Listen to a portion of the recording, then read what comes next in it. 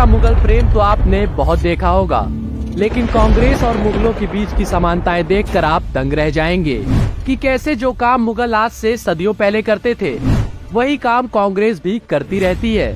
इसलिए कांग्रेसियों को मुगल महान नजर आते हैं और प्यार की मूर्ति दिखाई देते हैं। भाड़ में जाए जनता, अपना काम बनता।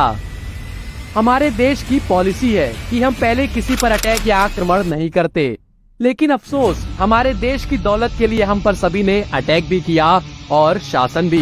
मुगलों ने अपने ऐश और आराम के लिए कभी हिंदुओं पर जजिया लगाकर लूटा, तो कभी अपनी अय्याशी के लिए हमारे सोना चांदी को।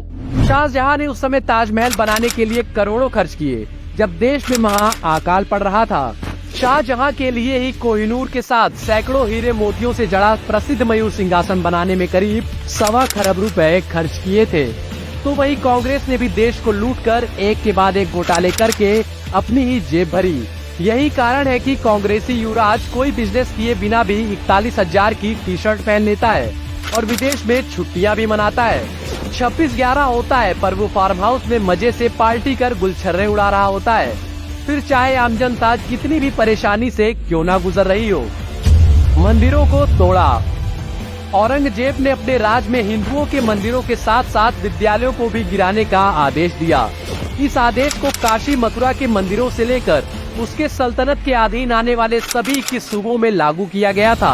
हिंदुओं का अपमान करने में जितना मुगल आगे रहते थे, आजकल कांग्रेसी उनसे भी 4 कदम आगे निकल गए हैं। मुगल काल में जैसे मंदिर तोड़े जाते थे, ठीक उसी तरह कांग्रेस शासित राजस्थान में 300 साल पुराने शिव मंदिर को तोड़ा गया।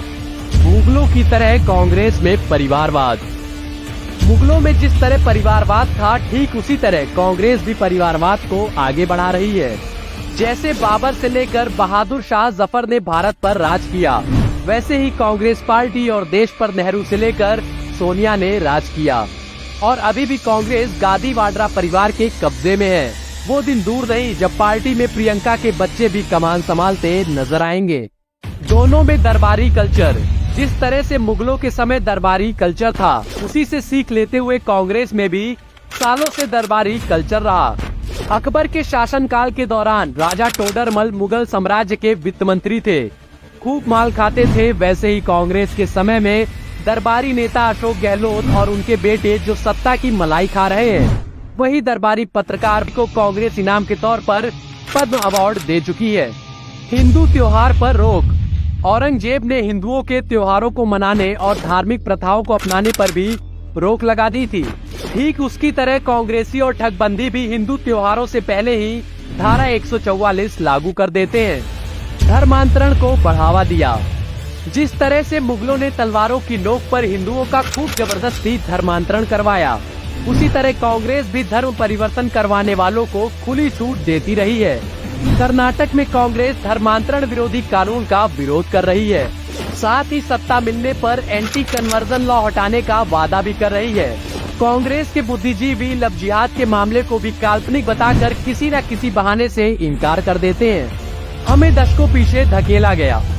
मुगल शासन ने हमारी धरोहरों और मंदिरों को तोड़कर उनकी और देश की बेशुमार संपत्ति लूटकर हमें इकोनॉमिकली और फाइनेंशियली कई सदियों पीछे धकेल दिया। उसी तरह कांग्रेस ने भी घोटाले और गलत कानून के जरिए देश को दशकों पीछे धकेल दिया। कांग्रेस को भी देश के विकास से कोई सरोकार नहीं था, वो सिर्फ अपना और अपने चमचों के विकास में लगी रही। परिवारवाद से हुआ बंटाधार। अंतिम मुगल बादशाह बहादुर शाह जफर एक मामूली सा राजा साबित हुआ, जिसमें सूझबूझ और पावर की कमी थी, और मुगल शासन का खात्मा इसी के कार्यकाल में हुआ। ठीक वैसे कांग्रेस का भी अंत राहुल के कार्यकाल में होना लिखा है। राहुल बाबा के नेतृत्व में कांग्रेस 54 सीटों पर सिमट चुकी है। जैसे मुगलों ने अपना ताज अंग्रेजों को खोया, लगता है कांग्रेस भी अपनी जगह ठग केजरीवाल को गंवा देगी।